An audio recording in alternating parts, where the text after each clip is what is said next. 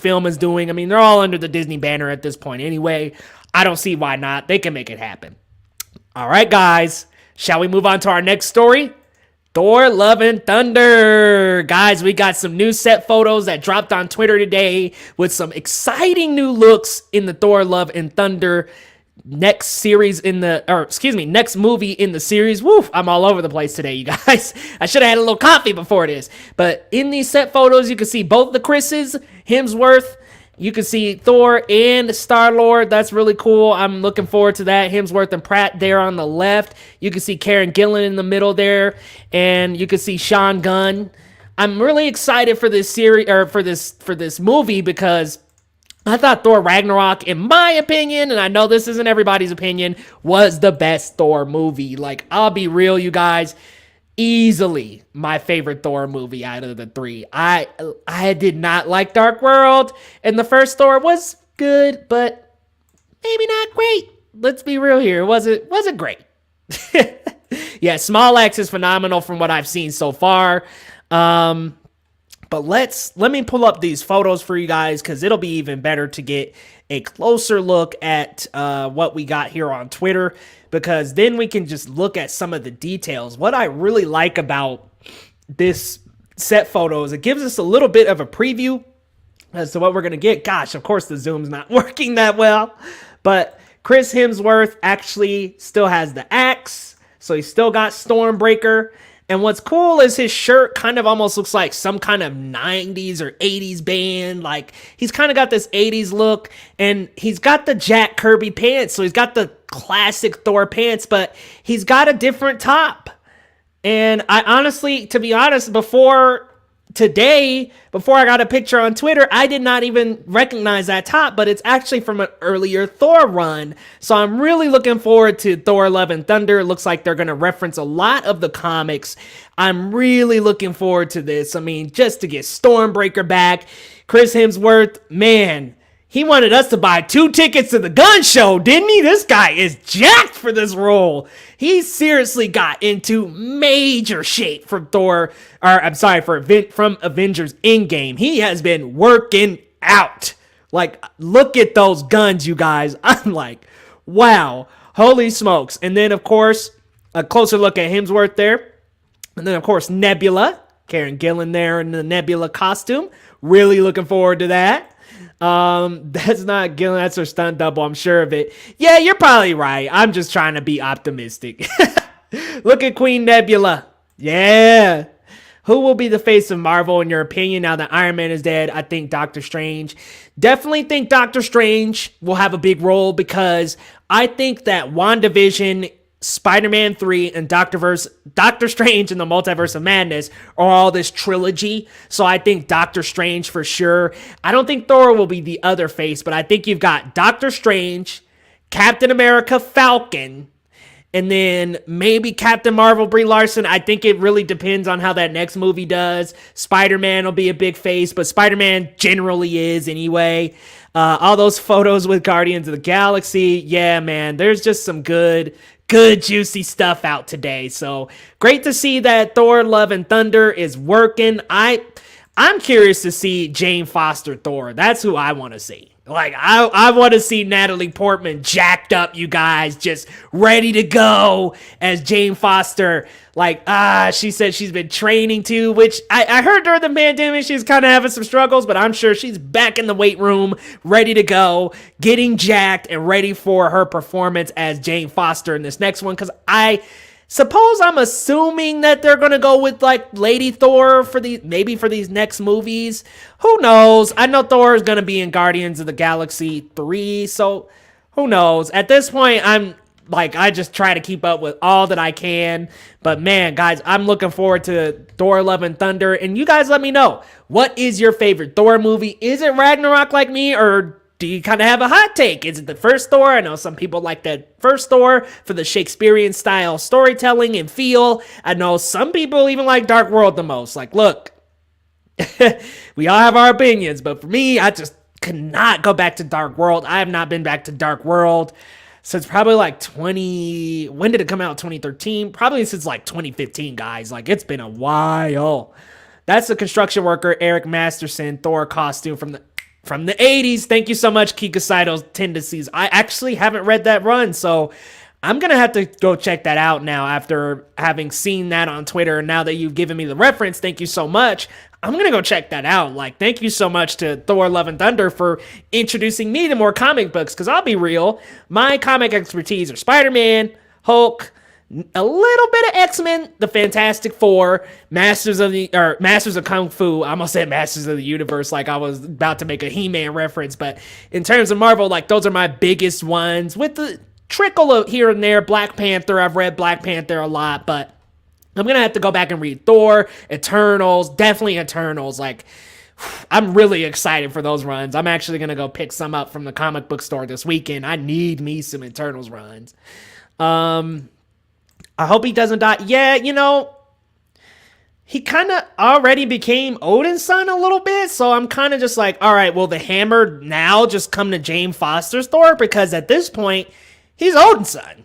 Or was, at least in Endgame. I mean, he had the axe, the short hair, so I was like, okay, we kind of got Thor Odin's son here. He's got Stormbreaker, so is she going to get Mjolnir? Is she going to be able to reach in the sky and call down Mjolnir from the sky at this point? I'm so curious to see how the MCU does it, because as we know, MCU is very different from the comics, which I did read that Mighty Thor, which was Jane Foster Thor. I did read that run, and it was pretty good, actually. And I knew all about what Nick Fury whispered in his ear and made him drop the hammer. I'm glad they didn't go that route, and make him unworthy to wield the hammer. But we'll see. We'll see. Cap, last we saw of Mjolnir was with Cap, so who knows? We'll see. Ragnarok is my favorite. Yeah. That's what I'm talking about. Ragnarok. Oh, hell yeah. Check out the 4 of Thor. Okay, yeah, I'll definitely put that on the list, man. Right now I'm going back through Red, White, and Black Truth, the tale of the first Captain America, the Black Captain America. Love that run. I haven't read it since probably about 2006, 2007, so I'm loving going back through the Sam Bradley run. Hey, what's going on, KJ? Kind of Nerdy Girls Podcast. Guys, if you are not following them on Twitter, you definitely need to go follow KJ over on Twitter. Follow the Kind of Nerdy Girls Podcast. I actually collaborate with them and plenty of other great creators on Geek Vibes Nation on Saturdays for the Marvel Cinematic Review of WandaVision. Every single Saturday, guys. So stop on by to Geek Vibes Nation over on YouTube on Saturdays for our review. We always do a review, and we have an excellent time. KJ, it's so good to see you. I need an Eternals trailer. Dude! Like, can we get something? A teaser, a logo reveal, a graphic, like a photo, something? Like, Zach, we haven't gotten anything from Eternals. And I think this is on purpose. I don't think they're doing this on accident. I think they're really trying to keep us in the dark. You know, I'm expecting a Shang-Chi first trailer to air during the Super Bowl. I think that's highly likely. If not Shang-Chi, it may be Eternals. Something is definitely airing during Super Bowl, that's for sure. Non-related question, what was your favorite movie score of 2020? Guess what mine is too, and I will tell you if you are correct. Ooh, that's a good question. Favorite movie score of 2020? You know, I have so many. I absolutely loved most of the movies that I saw in 2020. I'll be honest, I didn't see a lot of duds. Monster Hunter was one that I was just like, ugh. Mank was another one that I was just like, oof, a little bit overrated. But, probably Minari, to be honest with you. Those beautiful piano pieces were just phenomenal as we, like, walk through these shots with the family. There's a shot in this scene where the grandmother is walking with the kids, and she has her back turned, and she's walking ahead of them, and it has this gorgeous piano played, accompanied with the scene, and it's phenomenal, man. Like, I absolutely love... Yeah, Minari. I'm talking music as well. The score is fantastic. What did he whisper in his ear? Refresh me, please. It was something, like, along the lines of, like, oh, life, we're not really gods or something like... Yeah, it was something along the lines of him not actually being a god or something like that. I can't quite remember because they didn't even reveal it until a later run when he was Odin's son and he had a discussion with someone else. I want to say it was Beta Ray Bill. I don't know if it was Beta Ray, but he was having a conversation with someone And he was like saying something of like, oh, you guys are just as human as us or some shit like that. I can't remember. Genocidal tendencies, to be honest with you. I can't remember. But I know it was something along the lines of like he could die and he's really not like as godlike as he thought. Something like that. I can't quite remember. But I just remember Nick whispering in his ear and then him having the conversation. And I will say that's kind of around the time when I tuned out Marvel, because that was like around Civil War II era Marvel, and I absolutely did not like that storyline. I did not like a lot of the storylines they had going on around the time. The only thing I liked out of that was Hydra Cap. Everything else I was just like, I am so sick of this new Marvel stuff.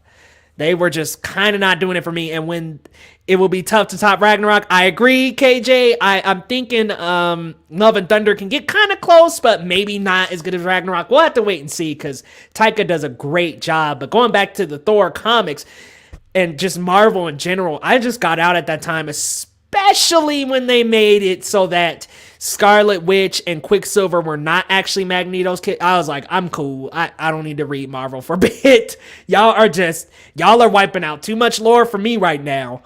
I need a Thor versus Wolverine fight. Oh my God, that would be amazing. Yo, I need a Wolverine versus Hulk. Like, I want me a Hulk versus Wolverine in the MCU. Yeah, it's a great name, isn't it? Kind of nerdy girls and then kind of nerdy guys. Patrick. He does the kind of nerdy guys segment with her as well. So I think that's they got a really strong brand going on here. Thanks. Yep. Good stuff, guys. Favorite movie score is Soul. Hey, I don't blame you, man. Like, Soul is so good. I actually did, when I did my top movies of 2020, I actually used the song from Soul in the beginning little intro edit I did, because it was just so good. Yeah, Soul is so good. I could probably use a nice little rewatch myself by now. Ugh, sorry, guys, I am struggling. Sorry I'm late. Hey, Cooper, you're not too late, man. We're just talking a little Thor, Love, and Thunder.